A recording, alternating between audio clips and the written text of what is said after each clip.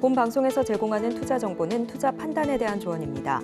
방송에서 제공하는 주식의 가치, 가격 상승 및 하락에 대해서는 방송사에서 보장하지 않습니다. 실시간 정보 브리핑입니다. 첫 번째 소식입니다. 삼성전자가 3분기 반도체 사업에서 3조 원대 영업이익을 기록했습니다. 기존 전망치인 5조 원대를 크게 밑도는 수치입니다.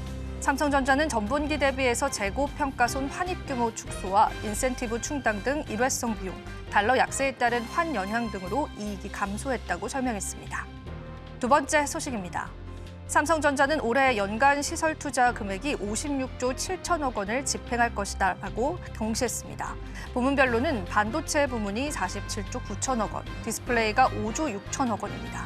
이는 역대 최대였던 2022년 53조 원대를 3조 넘게 웃도는 수준입니다. 지난해에는 시설 투자로 53조 1,139억 원을 집행하기도 했습니다. 세 번째 소식입니다. 미국 월가의 유명한 투자자 출신인 존 폴슨이 도널드 트럼프 전 대통령의 재선과 함께 자신이 재무부 장관으로 입각하게 된다면 미 연방정부의 지출을 크게 줄이겠다고 밝혔습니다. 폴슨은 현재 트럼프 전 대통령이 백악관 재입성에 성공할 경우 유력한 재무부 장관 후보로 거론되는 인물 중에 하나입니다. 트럼프 감세안으로 불리는 법안의 연장을 최우선 과제로 삼겠다고 발언하기도 했습니다. 마지막 소식입니다. 이달 내에 합의를 하기로 한 배달 플랫폼 상생 협의체가 결국 핵심 쟁점인 수수료 안건을 놓고 밤 10시까지 마라톤 논의를 이어갔지만 의견 차이를 좁히지 못하고 파행으로 끝났습니다. 다음 주 월요일에 추가 회의를 이어가기로 했지만 배달 플랫폼과 입점 업체 간의 간극이 커져서 합의 마련이 쉽지 않을 것으로 전망되고 있습니다.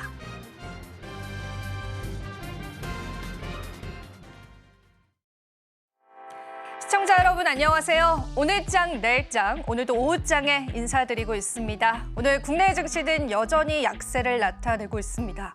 거래대금 측면에서 살펴봤는데요. 오전장까지 코스닥의 거래대금이 불과 2.8조에 불과했습니다. 시장 자체에 수급이 없다라는 걸 의미하기도 하는데요. 사실 대선을 앞두고 전반적인 글로벌 증시가 위축 양상을 나타내고 있습니다. 하지만 다른 시각으로 본다면요. 이렇게 조용한 시장에서 우리는 또 다른 기회를 잡아볼 수 있지 않을까 싶습니다. 그래서 저희가 오늘도요. 마감 시장까지 여러분들에게 투자 아이디어들 드리기 위해서요. 역시나 많은 준비를 해왔습니다. 마감 시장까지 저희와 함께 해보시면 될 것 같습니다.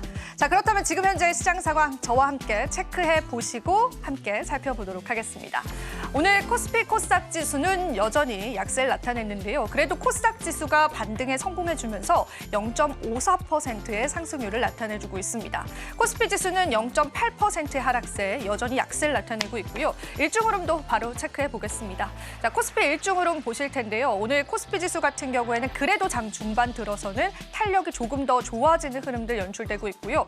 대형주 쪽으로의 매도세를 이어갔던 외국인들의 매도가 살짝은 주춤하다라는 부분들이 영향을 주지 않았을까 싶습니다. 현재는 0.8% 하락합니다. 코스닥 일중 흐름 바로 체크해 보겠습니다. 오늘 코스닥 시장 같은 경우에도요. 장이 흘러가면 흘러갈수록 탄력들을 받아가는 모습인데요. 일부 테마주들에 관한 수급도 들어오고 있고요. 일부 반도체 섹터군들에 관한 온기도 돌고 있습니다. 이러한 부분들이 영향을 준 것으로 현재 풀이되고 있습니다. 수급 바로 한번 체크해 보시죠. 자, 오늘 코스피 수급 보겠습니다. 기관이 조금은 사들이고 있습니다. 이러한 부분들의 영향을 받아가지 않았을까 싶은데요. 기관 같은 경우에는 그래도 오늘 시장에서 대형주를 좀 담고 있기 때문에 지수의 하방을 어느 정도는 제한하는 흐름 확인이 되고 있고요. 다만 외국인들이요. 아직 시장이 끝나지 않았음에도 불구하고 4,300억 원이나 매도하고 있습니다. 반면 개인은 사들이는 시장 연출되고 있습니다. 자, 코스닥 수급 바로 살펴보겠습니다.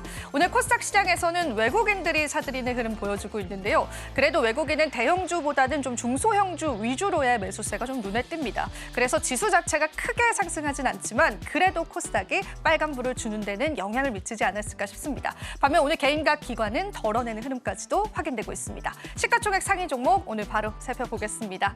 자, 오늘 시가총액 상위 종목 삼성전자가 상승으로 전환했습니다. 오늘 확정 실적이 발표가 났고요. 시장에서 원하는 코멘트, 시장이 바랬던 코멘트들을 이어왔습니다.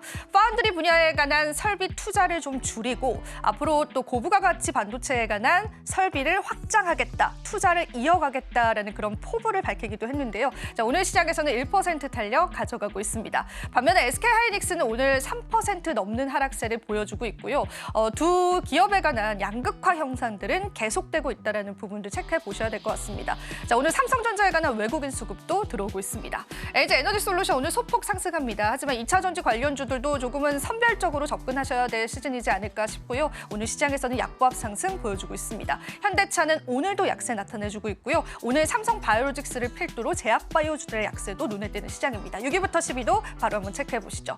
자, 코스피 6위부터 10위 종목입니다. 삼성전자 우선주도 빨간불 나타내주고 있네요. 기아차 같은 경우에는 오늘 시장에서는 현대차와 다른 양상들 보여주고 있고요. 포스코홀딩스가 실적이 발표가 됐는데 굉장히 좀 안 좋은 수치가 나왔습니다. 그래서 한때는요, 네이버에게 시총 자리를 내어주기도 했습니다. 하지만 포스코홀딩스 다시 오늘 시장에서 지금 현재 구간에서는 시총 10위권에 안착해 있다라고 확인해 보시면 좋겠습니다. 코스닥 시장 넘어가 보겠습니다. 1위부터 5위 종목 바로 한번 분위기 살펴보시죠. 자, 오늘 에코프로비엠과 에코프로 오늘 상승하는데요. 에코프로 자회사에 관한 이슈가 있었습니다. 우리가 또 잘 알고 있는 원자재에 관해서 공급 계약을 체결했다라고 하는데요. 일본과의 공급 계약들 좀 체결이 되면서 에코프로 형제들에게도 이러한 온기가 돌았습니다. 오늘 시장에서 에코프로비엠은 1% 넘는 상승률 현재 나타내주고 있습니다. 앞서 말씀드린 것처럼 오늘 제약바이오주들도 좀 약합니다. 리가켄바이오 오늘 쉬어가는 흐름 보여주고 있고요. HLB는 소폭 상승하고 있습니다. 자, 6위부터 10위도 바로 한번 체크해 보시죠. 자, 오늘 코스닥 6위부터 10위 종목군들 혼조 양상 보여주고 있습니다. 현재 삼천당 제약과 리노공업만 상승하고 있는 모습인데요. 클래시스 같은 경우에는 이제 미국에 있는 대리점과의 공급 계약을 체결했다라는 소식들, 호재가 될 만한 소식들이 들려옴에도 불구하고 주가의 탄력을 받고 있지는 못합니다. 전반적인 K-뷰티 관련주들의 앞으로의 방향성들 여러분들 체크해 보시면 좋으실 것 같습니다. 자, 오늘 지수 상황들 같이 한번 살펴보셨습니다. 저희 방송에서 제공해드리는 정보는 투자 판단에 대한 조언일 뿐입니다. 가치 판단과 상승 하락 보장하고 있지는 않다는 점 다시 한번 유의 부탁드립니다. 서울경제TV와 서울경제신문은요, 당사 브랜드입니다. 당사 사칭한 피해 사례 늘고 있기 때문에 그 부분도 유의해 주시면 감사하겠습니다. 또한 저희 방송 유튜브 통해서 시청하실 수 있습니다. 실시간 댓글도 많은 참여해 주시면 감사하겠습니다. 자, 오늘 삼성전자에 관한 확정 실적에 관해서 저희가 면밀하게 뜯어볼 예정입니다. 그 부분에 관해서 여러분들이 시장의 힌트들 얻어가셨으면 좋겠습니다. 마감 시작까지 저희와 함께 하시죠. 오늘장 내일장 일부 본격적으로 출발합니다.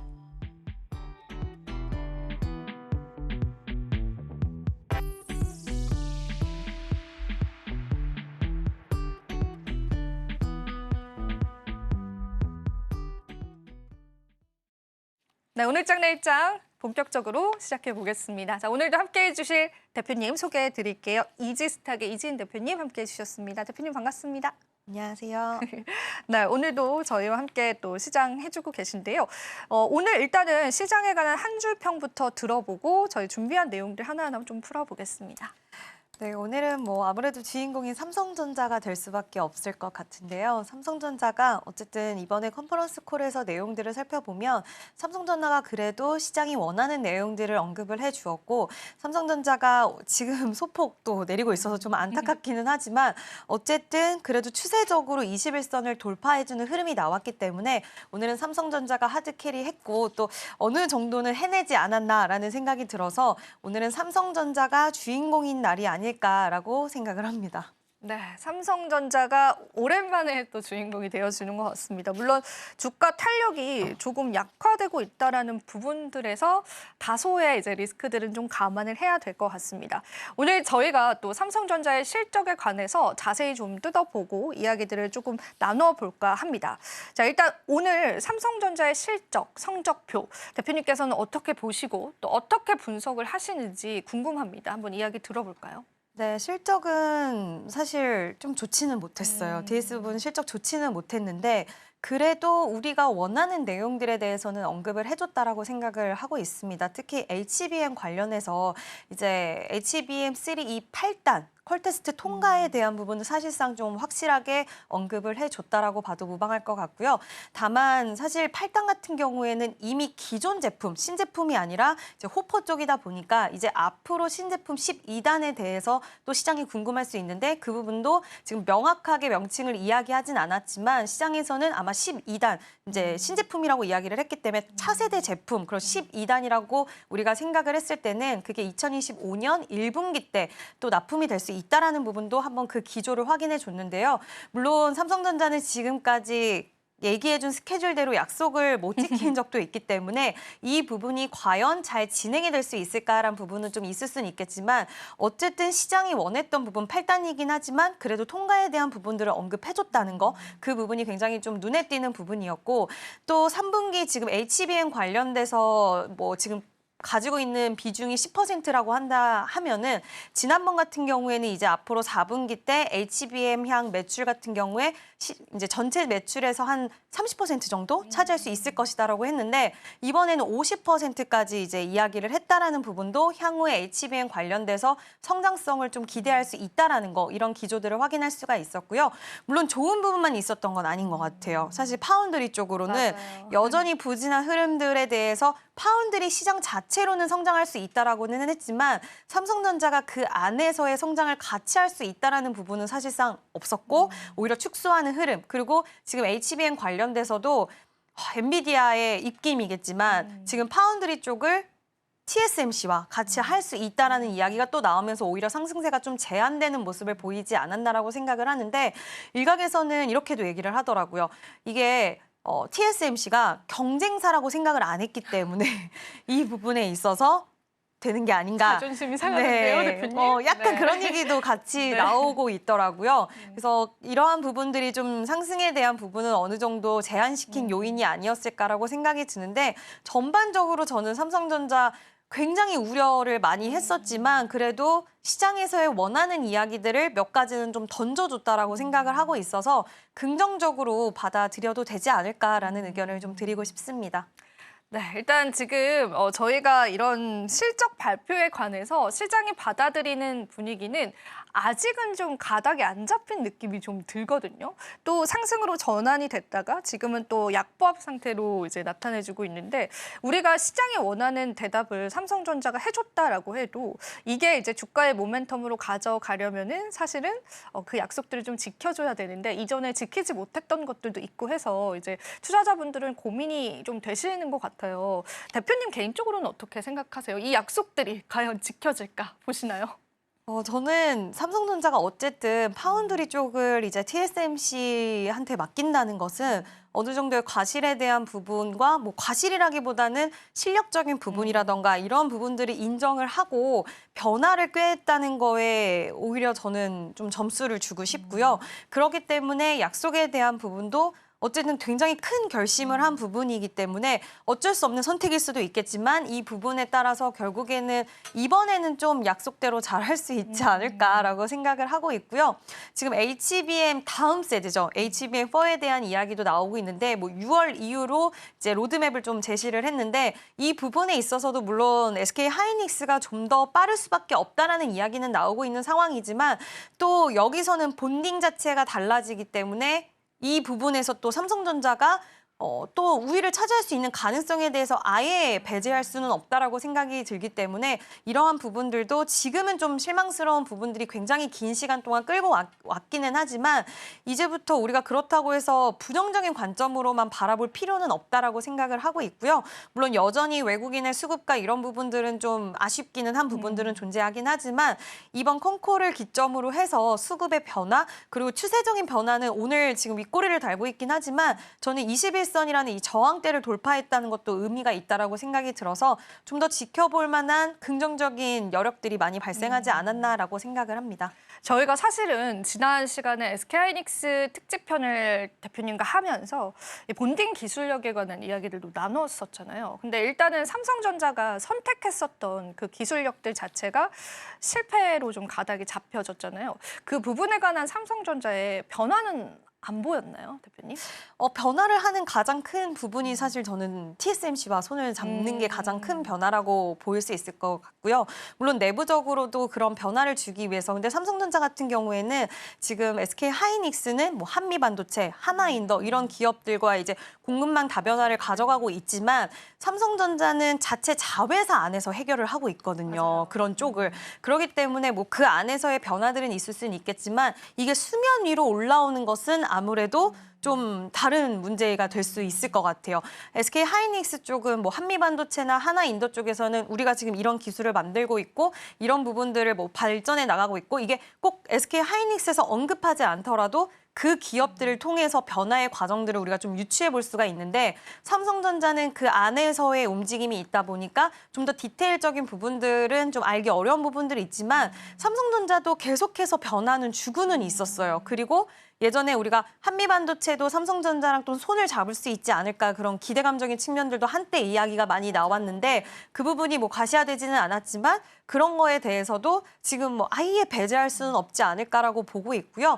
그 다음 지금 TC본더 다음으로 갔을 때부터 시작해서 우리가 그 다음 기술력에 따라서 뭐 한미반도체 그리고 하나인더 이런 기업들도 변화가 있을 거라고 생각을 하는데 이 기술에 따라서 삼성전자 역시도 좀 변화가 있지 않을까라고 생각을 하고 있습니다. 네, 이 본딩 기술력에 관해서 사실 논란이 되기도 했었는데 이 부분에 관한 삼성전자가 변화를 줄 것인가도 사실 HBM의 기술력들을 가져가는 데 있어서 중요해서 제가 한번 좀 체크를 해보시면 좋을 것 같아서 한번 여쭤봤던 부분들이었고요. 사실 이제 증권가에서는 DS 부문의 3분기 영업이익을 4조에서 5조 원으로 예상을 했었는데 그에 못 미치는 수치들이 나오기는 했습니다. 그래서 사실은 우리가 이제 투자자분들 말고 증권사분들이 보는 그 삼성전자에 관한 시선들도 사실 좀 궁금하더라고요. 분위기가 어떻던가요, 대표님? 그래도 이번에 이제 발표를 하고 나서 긍정적인 이야기들이 좀 나오고 있는 것 같아요. 대체적으로 이제 여기저기 막 지금 이야기들이 막 쏟아져 맞아요. 나오고 지금 있잖아요. 쏟아집니다. 네. 해석에 대한 부분들도 있고 뭐 평가에 대한 이야기도 나오고 있는데 대체적으로는 좀 긍정적인 이야기들이 주를 이루는 것 같고요. 물론 지금 기술력적으로 갑자기 확 점프를 해서 하이닉스를 뒤집어 엎는 그런 결과치를 내오는 거는 힘들기도 하고 그런 결과를 내보이지 못했지만 한 걸음 나아가고 있는 부분에 대해서는 명확히 좀 이야기를 해줬고 물론 레거시 쪽이라던가 이런 쪽은 여전히 부진해요. 안 좋다는 부분이 여실히 드러났고 뭐 평균 판매 단가라던가 그리고 앞으로 사실 낸드라던가 그리고 D램 쪽 계속해서 가격이 오히려 점프할 것이다라고 얘기했는데 그 부분도 홀드였어요. 그렇기 때문에 레거시 쪽은 기대할 수 있는 부분이 4분기까지도 오히려 없을 수 있다라는 거를 다시 한번 기조를 재확인했기 때문에 이 부분에 있어서는 시장이 어쨌든 근데 SK 하이닉스에서도 확인할 수 있듯이 삼성전자에서도 이미 아는 부분이긴 했지만 좀 아쉬움으로는 다가설 수 있었을 것 같습니다. 근데 제가 오늘 이제 삼성전자 컨콜도 굉장히 좀 만족스럽고 그런 부분들도 있지만 지금 시장에서는 오히려 우려스러운 부분으로 보는 건 지금 빅테크 기업들이 실적이 생각보다 좋지 못했어요. 맞아요. 그러니까 가이던스가 안 좋았어요. 그러니까 지금 클라우드 부분의 매출은 괜찮은데 제시하는 가이던스 자체가 약간은 부정적, 약간은 보수적 이런 게 있다 보니까 AI 시장에 대한 성장성과 그리고 이 사실 빅테크 기업들이 계속 투자를 단행을 해줘야지 같이 커지는 부분인데 이런 부분들이 막혔을 때에 대한 부분들이 지금 시장에서는 좀 드러나고 있는 것 같고요. 알파벳까지만 해도 실적 발표하고 나서 분위기가 좋았습니다. 근데 지금 그 이외의 다른 지금 뭐 MS 같은 경우에도 그렇고 계속해서 실적에 있어서 가이던스 제시가 좀 굉장히 좀 안 좋다 보니까 AI 시장에 대한 부분들을 보수적으로 생각하고 그와 관련돼서 오늘 하이닉스도 좀 많이 빠지는 게 아닌가라고 저는 생각이 드는데 이제 남아있는 기업들의 실적 발표가 그래서 더욱더 중요해질 것 같고요. 그에 따라서 관망세가 좀 더 두드러지는 게 아닌가라는 생각을 합니다. 일단은 이제 저희가 전반적인 AI에 관한 슈퍼사이클들 좀 지났다라는 가닥이 시장에는 잡혀가는 것 같습니다. 실제로 이렇게 AI 기업들, 빅테크 기업들이 계속되는 투자를 해야지 그게 우리나라 기업들에게도 좀 좋은 영향력을 끼칠 텐데 그런 부분에 있어서 약간의 이제 고점 부담감들 여전히 계속 거론이 되고 있고요. 일단 우리 투자자분들도 아마 다 아실 겁니다. 이 AI 관련 반도체에 관해서는 이전만큼의 이제 슈퍼사이클은 없을 것이다라는 건 대부분 아실 것 같은데 그래도 오늘 삼성전자의 실적 발표를 토대로 반도체주들에 관한 온기를 기대하시긴 했었던 것 같아요. 근데 여기서 저는 약간 좀 자세하게 듣고 싶은 부분들이 아까 대표님이 이미 짚어주시기는 했습니다. 슬쩍 지나간 내용이긴 한데 이 조건부 승인 이 부분에 관해서 명확한 명시는 없었던 것 같은데 그 분위기들을 종합을 해봤을 때 테스트 통과 될 것 같나요? 완전히? 저는 일단 긍정적으로 보는데 이번에 우리가 지금 유출을 하는 거예요. 왜냐하면 그쵸. HBM 차세대 제품 이런 식으로 얘기해서 우리가 맞아요. 이건 12단이다. 맞아요. 그리고 이거 그건가? 이거는 약간 이렇게? 8단이다. 이렇게 네, 우리가 맞아요. 유추를 해서 지금 생각을 하는 부분이라서 이것도 애매모호할 수는 있을 것 같아요. 근데 이제 사람들도 그렇고 저도 그렇고 계속 유추를 하면서 아 이렇게 그림이 가면은 결국에는 그렇게 되지 않을까 이런 식으로 이제 유추하는 과정인데 그래서 주가의 흐름이 더욱더 시원하게 상승을 못하는 걸 수도 있다라고 생각은 합니다. 약간은 두리뭉실하게 없잖아 있었기 때문에. 근데 저는 이제는 또 한번 희망을 가져볼 만하지 않을까라고 생각을 하고 있고 지금 조건부 승인에서 TSMC와의 이런 협력이 그 변화를 분명히 가져가 줄 수 있을 거라고 보고 있고요. 그렇게 되다 보면은 지금 느리긴 하지만 이번에 아까 제가 앞서서 말씀드린 것처럼 HBM이 가지고 있는 비중, 매출에서 비중이 지금 10%라고 한다면 원래 4분기 때 한 30%를 전망을 했는데 50%까지 확대했다? 이거는 8단에 대한 부분을 저는 집어넣어서 책정을 한 거라고 생각을 하고 있어서 어느 정도는 긍정적으로 보셔도 되지 않을까. 다만 8단이라는 게 지금 8단은 사실 예전 네. 지금 블랙엘 쪽은 아니기 때문에 12단이 신속히 좀 통과가 되고 그게 또 내년 상반기 1월 달을 얘기를 했기 때문에 이 부분이 약속이 또 지켜지는 게 중요한데 그렇다 보면은 아직까지는 기간적으로 많이 남아 있다는 것. 그러면 시장에서는 여전히 이 기조를 통해서 기술적으로는 타파하려고 노력도 하고 있고 조건부 승인에 대한 부분들도 잘 테스트적인 부분들 통과된 거를 인정은 하지만 이 이슈로 인해서 여전히 뒤처져 있는 것은 다시 한번 확인을 할 수 있었던 부분이 아니었나라고 생각을 합니다. 네, 지금 저희가 또 5세대, 6세대에 관한 최초 개발에 관한 또 자료들도 같이 띄워드렸는데요. 계속 좀 이런 HBM 관련해서는 저희가 좀 살펴보셔야 될 것 같고요. 그리고 오늘 저희가 또 시장의 이슈들과 또 시장에서 중요한 섹터군들에 관한 이야기들 준비했습니다. 자, 은혜로운 섹터 통해서 준비를 했고요. 여러분들 만나보시면 될 것 같습니다. 은혜로운 섹터 잠시 뒤에 이어집니다.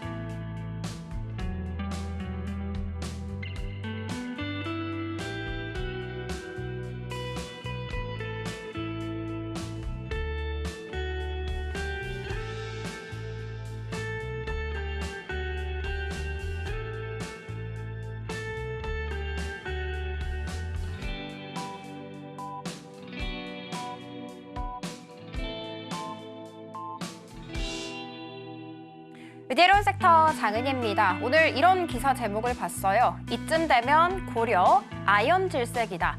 사실 어제 주가가 질색팔색하는 모습을 보였죠. 하한가로 장을 마감을 했었고요. 그리고 오늘 장중 한때도 두 자릿수까지 급락세를 보이다가 다행인 점은 그래도 하락폭을 계속해서 축소해 나가고 있는 상황입니다. 자, 그러면 어떤 이야기였는지 자세하게 살펴보도록 하겠습니다. 유상증자가 있었죠. 정확하게는 고려아연이 한 주당 67만 원에 373만 주를 유상증자를 해서 총 2조 5천억 원 규모의 자금을 확보할 것이다라고 이야기를 했습니다. 이 67만 원이라는 금액은요, 최고치였던 154만 원과 비교를 했을 때 반토막도 채 되지 않는 금액이고요. 그리고 공개 자사주 공개 매수 가격이었던 89만 원보다도 24%가량 더 낮은 금액입니다. 유상증자가 뭔지도 우리는 살펴봐야 될 텐데 회사가 신주를 발행을 해서 자금을 확보하는 방법 중 하나라고 생각을 해주시면 됩니다. 사실 기업들의 입장에서는 자금을 확보해서 그러니까 돈을 벌어서 좋지만 기존 주주들의 입장에서는 지분율이 떨어지는 거고요. 주식 가치도 희석되는 것입니다. 그래서 통상적으로 악재로 받아들이는 경향이 굉장히 많이 있죠. 방식도 다양하게 있습니다. 그런데 고려아연은 이번에 일반 공모 증자를 선택을 하게 됐습니다. 그 말은즉슨 일반 국민 너도 나도 다 참여를 할 수 있는 것이죠. 고려아연 이렇게 말했더라고요. 우리는 이거 국민기업 만들 거야. 그리고 소유 분산을 통해서 기업 경영도 투명하게 투명성을 끌어올릴 거야 라고 이야기를 하면서 통해서 취지를 밝혔습니다. 그렇지만 아무도 이렇게 생각을 하지 않겠죠. 다 이 경영권 방어를 위한 게 아니냐라면서 의심의 눈초리를 보내고 있습니다. 왜 그런지 디테일하게 살펴보도록 할게요. 일단 이 373만 주에서 80%는 일반 공모로 실시를 하고요. 나머지 20%는 우리 사주조합에 우선 배정을 하겠다라고 밝혔습니다.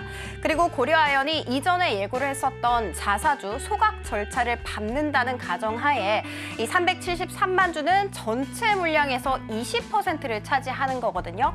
즉, 이 80%는 16%가, 그리고 이 20%는 전체 물량에서 4% 정도를 차지하게 되는 것이다 생각을 해주시면 됩니다.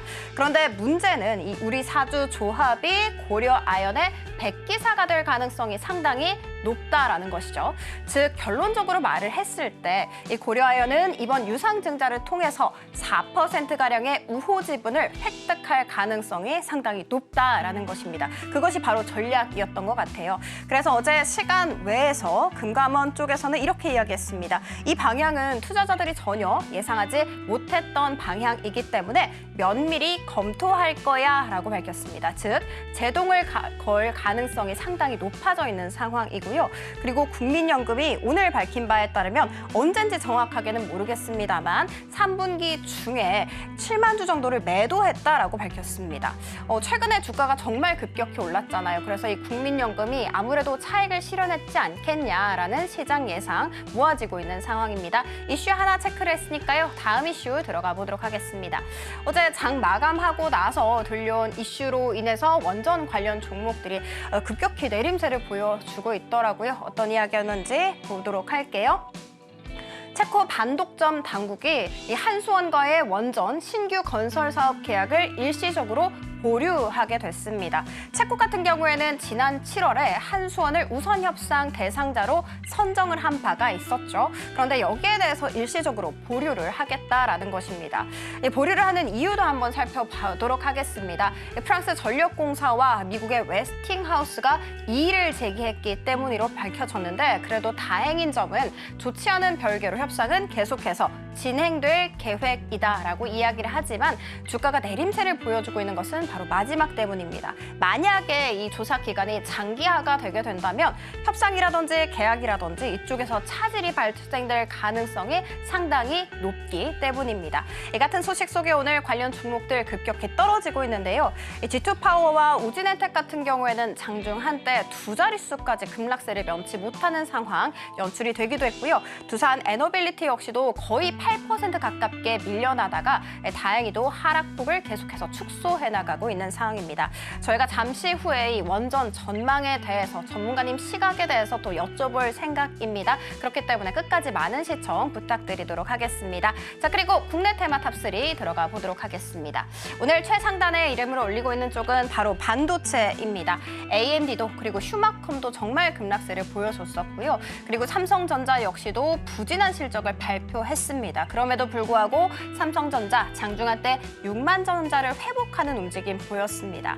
이게 딱 11시를 기점으로 강한 슈팅이 나오더라고요. 속보 때문이었는데 어떤 속보였냐. HBM3E 8단과 12단에 대해서 모두 양산 판매 중이고 주요 고객사의 퀄 테스트에서 정말 중요한 단계를 완료를 했다라고 밝히면서 앞으로 4분기 중에 판매 확대가 가능할 것이다 라고 이야기하게 됐습니다. 그래서 오늘 삼성전자는 잘 나갈 수 있지만 SK하이닉스 같은 경우에는 요즘 계속 시소가를 타고 있잖아요. 오늘도 약세를 보여주고 있고요. 에이징랜드 같은 경우에는 개별 호재가 하나 또 있었습니다. 이 기업 같은 경우에는 한국전자통신연구원이 가속기 칩 개발에 성공을 했다라고 밝혔는데 또 이 에이징랜드가 여기에 제작에 참여를 했다라는 소식 퍼지게 되면서 두 자릿수 강한 상승세 보여주고 있습니다. 자, 그리고 다음은 리튬입니다. 오늘 미래산업이 고공행진을 하고 있죠. 리튬 관련 종목이기도 하지만 반도체 관련 종목이기도 합니다. 오늘 호실적을 내놨더라고요. 영업이익이 전년 동기 대비해서 551% 폭증을 한 것으로 알려졌습니다. 최근 이 기업 같은 경우에는 SK하이닉스의 반도체 검사 장비를 납품했다라는 거 체크해 드리도록 할게요. 자, 그리고 마지막으로는 경영권 분쟁 들어가 보도록 하겠습니다. 예림당과 대명 손호그룹 간의 경영권 분쟁이 일어날 것이다라는 예상 속에 오늘도 급격히 이렇게 오름세를 보여주고 있는 모습입니다. 예림당 같은 경우에는 장중한때 27% 이상, 그리고 티웨이홀딩스 역시도 장중한때 16% 이상 고공행진을 하기도 했습니다. 그리고 대명 소노시즌 같은 경우에는 어제 두 자릿수 급등세를 보이면서 장을 마감을 했거든요. 오늘도 8% 이상의 상승세를 보이기도 했지만 하락 전환했다라는 거 말씀드리도록 할게요. 은혜로운 섹터 장은이었습니다.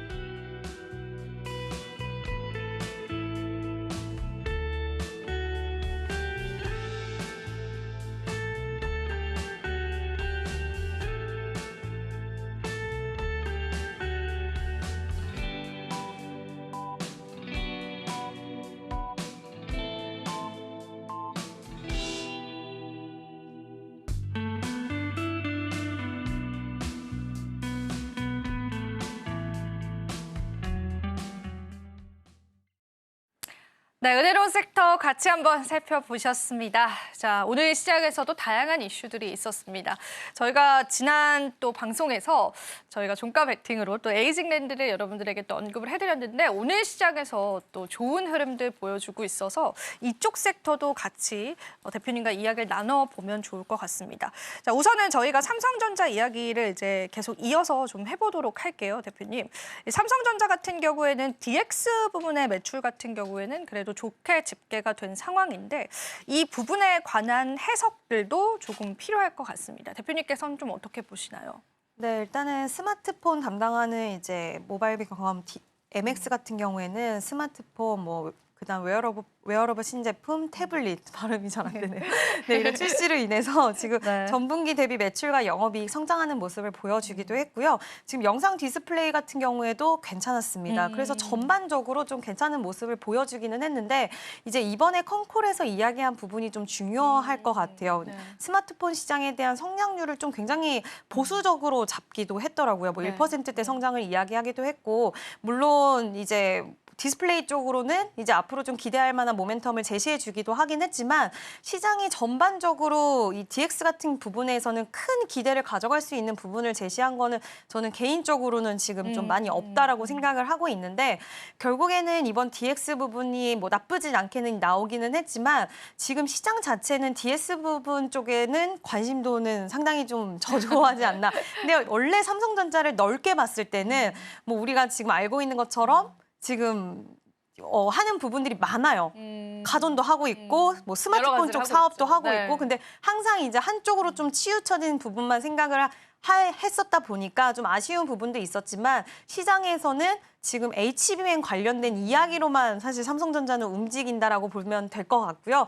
이번에 실적도 나쁘지 않았고 그리고 앞으로 이제 컨콜에서 이야기한 부분들을 봤을 때는 이 부분에 있어서 크게 우려할 부분은 없다라고 생각할 수는 있겠지만 그렇다고 해서 막 큰 폭의 성장을 보일 수 있는 그런 모멘텀도 부재하다. 그래서 기대를 하지 말라는 건 아니지만 우리가 이쪽을 관련돼서 시장에서의 주가 흐름이 큰 폭으로 끌어질 수 있을 만한 모멘텀은 지금 당장은 HBM 쪽이 더 맞지 않을까라고 의견 드릴 수 있을 것 같습니다. 네, 삼성전자가 이제 계속되는 또 이야기들을 쏟아내고 있는데 그 부분에 관한 이제 면밀한 해석들도 필요해 보이고요. 참고로 좀 조사를 해보니까 이 삼성전자가 1분기에서 3분기까지의 실적이 SK하이닉스 대비해서 3조 원에 못 미친다라고 합니다. 이 부분이 DS 부분이거든요. 그래서 사실 이제 반도체 쪽에 관한 산업 부진들은 숫자로 좀 확인이 되고 있는 시점이에요. 그래서 이 수치적인 어떤 변화들이 있으려면 삼성전자 입장에서도 지금 이러한 의지들을 강력하게 이야기해야 될 것 같고요.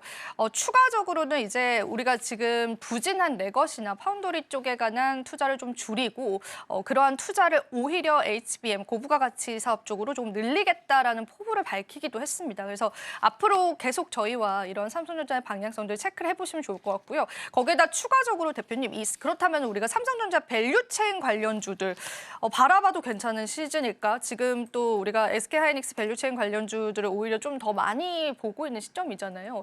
그쪽으로까지 확산을 시켜본다면 대표님께서는 어떻게 좀 바라보고 계시나요?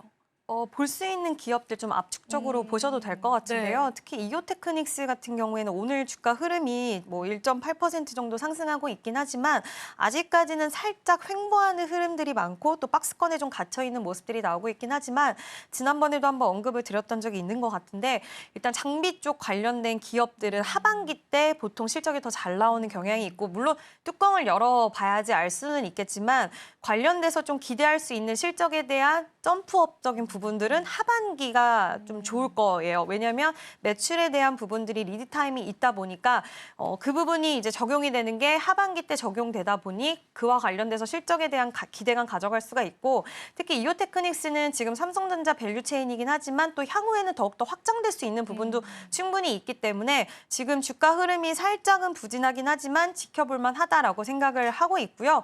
좀 넓은 의미에서 봤을 때 오늘 좀 흐름 좋은 종목들이 몇 개가 있더라고요. 제우스 같은 경우에도 저는 앞으로 이미 제우스 같은 경우에 삼성전자와 SK 하이닉스 양쪽을 고객사로 품고 있는 기업이긴 하지만 지금 바닥권에서 오늘 한 6% 정도의 상승세를 시현하고 있는데 여전히 수율을 높일 수 있는 이제 세정 장비 기업이기 때문에 저는 좀 지켜보셔도 좋지 않을까라고 보고 있고요. 또 테크잉이라는 기업도 지금 6% 정도의 상승세가 나오고 있는데 좀 의미 있는 건 물론 우리가 이제 기술적 분석만 가지고 볼 수는 없지만 121선의 돌파 흐름이 나와줬다라는 거 굉장히 좀 의미가 있지 않을까라고 보고 있고요. 테크잉 역시나 수율 관련된 부분을 채울 수 있는 기업이기 때문에 테크잉도 지금 검사 장비 쪽으로 해서 저는 좀 보셔도 좋지 않을까라는 의견도 같이 드리고 싶습니다. 네, 오늘 사실 시장이 좀 어렵다라고 느꼈던 게요. 반도체주가 오르기는 하는데 그 부분에 관한 가닥을 잡기가 힘들더라고요. 그래서 이게 어떤 이제 장비주들 중에서도 일부가 오르고 또 일부는 탄력이 없고 하니까 우리가 삼성전자 밸류체인으로 시장을 바라봐야 할지 좀 그런 부분에서도 의문이 드는데 일단은 오늘 삼성전자보다는 이런 밸류체인 관련주들이 조금 더 오르고 있습니다. 조금 더 탄력적으로. 그럼 이런 상황들이 계속 시장에서 연출이 될 가능성이 있을까요, 대표님? 저는 오늘 좀 움직임을 보다 보니까 사실 이제는 중소형단 종목들 중에서 실적에 대한 기대감을 가져갈 수 있는 기업들 그리고 수주에 대해서 이제 뭐 앞으로의 설비 확장이나 이런 거에 있어서 필수적으로 들어갈 수밖에 없는 뭐 장비 기업들이나 이런 기업들이 움직임이 좀 나오고 있는데 당분간은 중소형단 종목들이 더욱더 시세가 좀 강할 수 있을 거라고 보고 있습니다. 특히 아까 앞서서 제가 빅테크 기업들의 실적 우려가 지금 계속해서 좀 나오고 있는 상황이고 내년 가이던스에 대한 부분들도 약간은 보수적으로 제시를 하다 보니까 SK 하이닉스나 삼성전자 같은 경우에는 주가 눌림 현상이 굉장히 좀 심하기도 하고 제한적인 상승이 나오고 있는데 중소형단 종목들은 개별적으로 사실 실적이 잘 나오게 되다 보면 시장에서의 매력도적인 측면은 충분히 좀 부각을 받을 수 있다라고 생각이 들어서 물론 업황이 좋지 않고 빅테크 기업들의 가이던스가 안 좋게 나오면 그 여파는 중소형단 종목들까지 같이 가는 건 너무나 당연한 거긴 하지만 시장에서 오히려 상대적으로 가볍고 지금 투자에 대한 매력을 봤을 땐 당장 실적이 그래도 찍히고 좀 가볍게 움직일 수 있는 쪽을 투자의 매력 쪽으로 봤을 때는 선택할 수 있는 가능성이 저는 더 있지 않을까 오늘 움직임을 보면서 좀 생각을 했고요. 아까 말씀하신 뭐 에이징랜드라던가 이런 디자인하우스 쪽 종목들도 오늘 시세가 굉장히 좋더라고요. 그래서 시장은 지금 중소형단 종목들에게 더 반응이 나오는 시장의 분위기가 형성이 되는 것 같아서 이쪽에서의 해답과 기회를 단기적으로 찾아보시는 것도 하나의 방법이 되지 않을까라는 의견도 같이 좀 드리고 싶습니다. 네, 오늘 삼성전자 실적 발표의 영향이었을까요? 일부 이제 반도체 장비주들이 탄력을 받아가는 모습인데 이러한 기조들은 지금 현재 시장의 색깔에서는 계속 이어질 수 있다는 부분도 여러분들 참고를 해보시면 좋을 것 같고요. 수급적으로 좀 접근을 해볼까요, 대표님? 일단은 이제 삼성전자에 관한 외국인이 들어오는 듯 했습니다. 근데 그 이거래일 동안 샀던 그 물량을 어제 그대로 또 내팽겨치면서 참 가슴이 저도 철렁했습니다. 네. 저희를 가지고 약간 놀리는 느낌이 들기도 하고요. 오늘은 이제 매수가 찍히기는 합니다. 장중 매수가 찍히긴 하는데 저는 이것도 좀 못 믿겠다라는 그렇죠. 생각이 이제는 들어요. 네. 아무리 이제 삼성전자가 이러한 포부를 내비친다라고 하더라도 외국인 입장에서 여전히 매력이 없다라고 보실까요, 대표님께서는?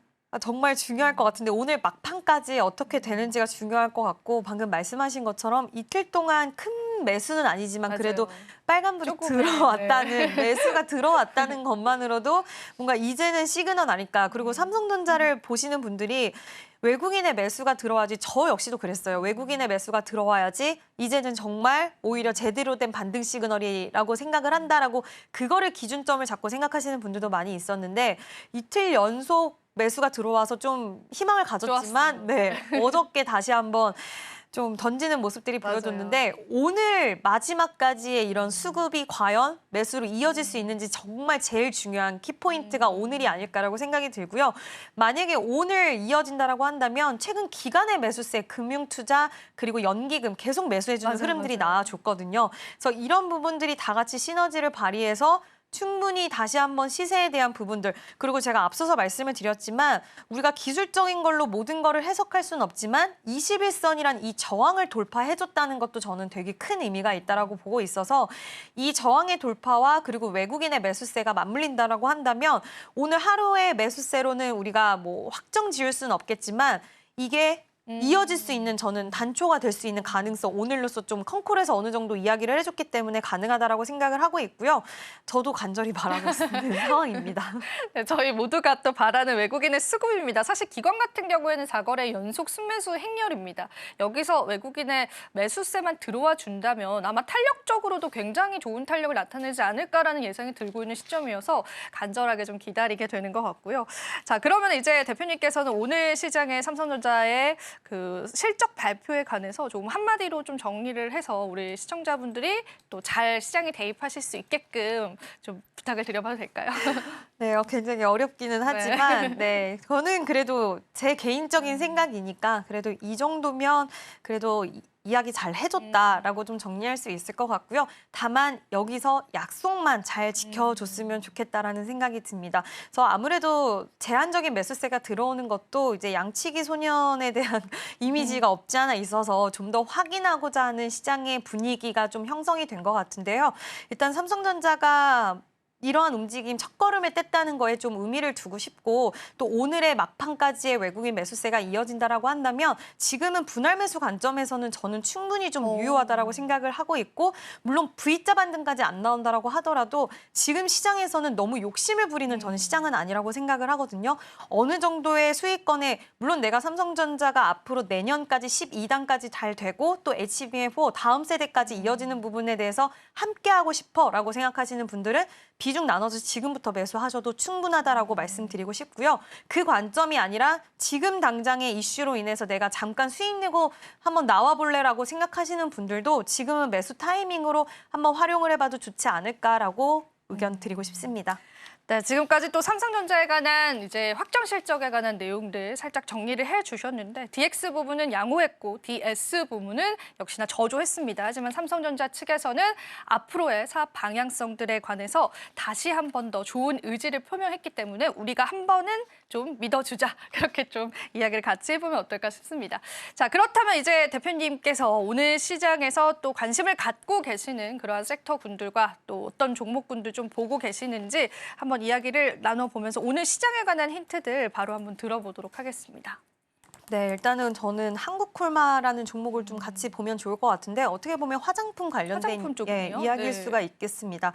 오늘 VT가 굉장히 강한 시세를 보여주고 있는데 전반적으로 지난번에도 말씀을 드렸지만 화장품 주들은 이제는 정말 좀 압축이 많이 된 것 같아요. 종목들 중에서. 근데 맞아요. 네, 그중에서 저는 ODM, OEM 기업들 계속 봐야 된다라고 생각을 하고 있는데 특히 한국콜마 같은 경우에 이제 조선미녀라는 우리나라보다는 해외 쪽에서 오히려 유명해져서 우리나라 지금 올리브영에서도 판매를 하는데 조선미녀의 선크림을 OEM으로 만들어내는 기업이기도 하고 또 스킨천사라고 하는 그런 브랜드가 있는데 외국 쪽에서는 인기가 굉장히 많아요. 근데 그 브랜드도 또 만들어내는 기업이기도 하고 또 조선미녀 같은 경우 이번에 트릿 이름이 되게 귀여운데요. 트리트리. 네, 그 기업을 인수를 했어요. 그래가지고 이제 인수를 하면서 그 과정에서의 이제 앞으로 그 기업 같은 경우에 코스맥스가 원래 만들어내고 있었는데 이번에 이제 그 회사가 인수를 하면서 또 관련돼서 추가적으로 또 바꿀 수도 있지 않을까, 한국 콜마 쪽으로 이런 생각도 좀 하게 되는 그런 부분에 대한 모멘텀도 있고, 지금 ODM, OEM 시장은 계속해서 확장되는 분위기 속에서 한국 콜마는 2분기 때도 굉장히 좋은 분기 실적을 보여줬는데 3분기 때는 그걸 뛰어넘는 실적이 나올 수 있다라는 전망치도 나오고 있어서 아마 오늘 시장의 분위기에서도 어느 정도의 시세가 굉장히 강하게 형성이 되고 있는 게 아닌가라는 생각이 드는데요. 지금 78,700원을 9월 30일 날 이제 가격적으로 딱 찍어줬는데 지금 현재 가격이 7만 원대 초반을 형성을 하고 있어서 추가적인 상승세, 적어도 7만 5천 원 이상의 가격대는 형성해 줄 수 있는 가능성 충분히 열려 있다라고 보고 있고요. 화장품 섹터가 최근에 좀 눌림이 나오기도 했지만 오늘 VT가 다시 한번 약진해 주면서 전반적으로 이제 그 북미 쪽으로 향해 있는 기업들은 여전히 투자에 대한 관점은 유지할 수 있겠구나라는 그런 기조를 다시 한번 확인시켜줬다라고 생각이 들어서 한국 콜마 그리고 화장품주들 관심 있게 보셔도 괜찮지 않을까라는 의견을 드리고 싶습니다. 네, 지금 시장에서 화장품주들을 관심을 가져보면 좋겠다라고 말씀을 해주셨는데 중요한 포인트는 그런 거인 것 같아요. 화장품 관련주들 안에서 선별이 좀 굉장히 중요할 것 같거든요.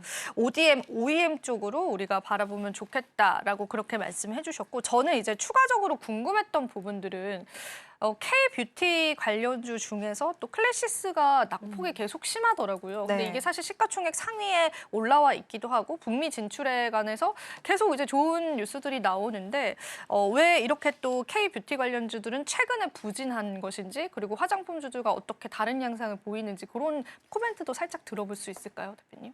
일단은 클래시스 같은 경우에 이제 매각 이슈가 있었는데 베인캐피탈에서 이제 그 엑싯을 한다. 안 한다 이야기가 계속 있었어요. 근데 그쪽이 이제 휴젤도 최근에 블록딜을 통해서 하다 보니까 이번에 클래시스 쪽에서도 결국에는 단기적으로 2조 원이 넘는 규모의 금액 정도를 차익을 남긴 것 같더라고요. 그러면은 결국에는 매각에 대한 부분들 클래시스 쪽에서는 부인하긴 했지만 또 주관사를 선정했다라는 얘기도 나오고 계속해서 이런 이슈들이 좀 계속 있다 보니까 이거에 대한 부담감을 느낀 시장의 모습이 아닐까라고 생각을 하고 있고요. 다만 클래시스는 지금 이루다랑 합병도 완료가 되었고 지금 클래시스가 가지고 있는 모멘텀은 이루다는 굉장히 다양한 그런 의료기기들을 가지고 있고 또 클래시스는 굉장히 많은 나라들의 그런 네트워크를 갖고 있다 보니까 두 기업의 시너지 효과가 2025년을 기점으로 해서 굉장히 많이 나타날 수 있을 거라고 보고 있고요. 지금 뭐 슈링크 같은 경우는 너무 유명한 미용 의료기기잖아요.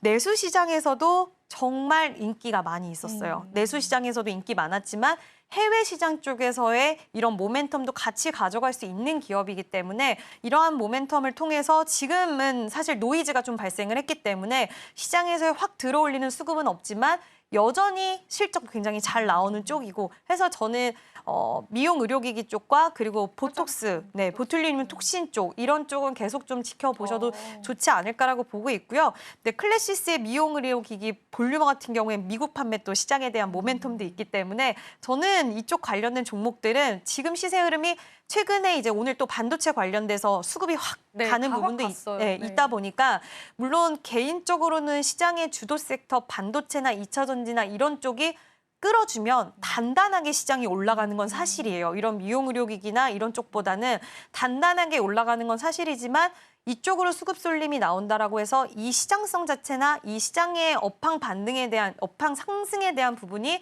사라지는 건 아니니까 계속 관심권에 두고는 보시는 게 좋지 않을까라는 의견을 드리고 싶습니다. 네, 저희가 화장품 OEM, ODM과 확장 씌어서 또 의료기기, 미용기기 관련주들까지도 같이 한번 살펴봤습니다. 화장품주들은 대표님 마지막으로 좀 궁금한 게 계속 이제 ODM, OEM 관련해서는 탄력들이 계속 이어질 것이다라고 보시는 거죠, 지금 시장에서는. 네, 특히 화장품 관련돼서는 뭐 VT처럼 그럼 정말 특별한 브랜드를 가지고 있는 기업도 정말 좋긴 하지만 OEM, ODM 쪽 그리고 한국콜마 쪽은 북미 쪽 관련된 인디 브랜드 회사랑과의 OEM 쪽을 많이 진행하고 있기 때문에 일단은 탑픽으로 생각을 하고 있습니다.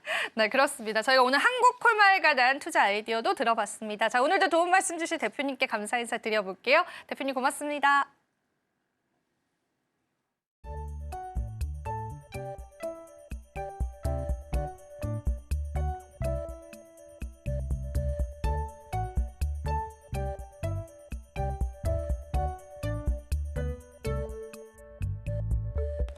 마지막으로 본 방송에서 제공해드리는 정보는 투자 판단에 대한 조언일 뿐입니다. 가치 판단과 상승 하락 보장하고 있진 않다는 점 다시 한번 유의 부탁드립니다. 저희는 잠시 뒤에 2부에서 전략 이어가도록 할게요. 시청해주신 여러분 고맙습니다.